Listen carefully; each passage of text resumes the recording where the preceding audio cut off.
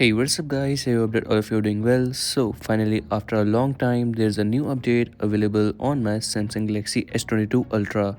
So today in this video, we will check out that update. So for that, you just have to go to your settings, and from here, you have to select software update.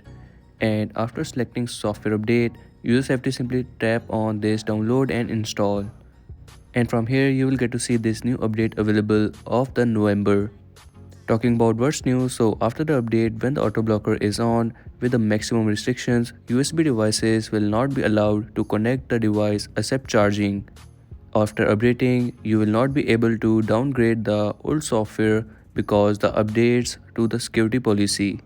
And also this update includes some device stability improvements, bug fixes, and also new or enhanced features to get the best from your device. And this is the November 1st, 2024 security patch with the 447 MBs in the update size. First of all, you just have to simply download this update, and depending on your internet speed, it will download the update. And once the download is complete, you just have to simply install your update. But keep in mind that you will be unable to use your phone when the installation process is going on.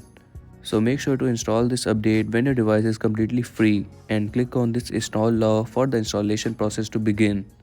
This installation process might take a while, so you just have to simply wait patiently over here until the installation process is completely done. As you can see, the One UI is now optimizing the apps and the phone is now starting. Finally, the update is installed on the phone.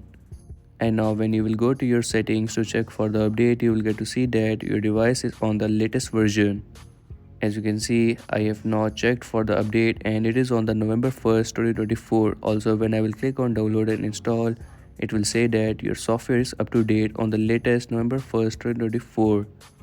And talking about how you can access the auto blocker, so for that you just have to simply go to the security and privacy, and from here swipe down and click on auto blocker.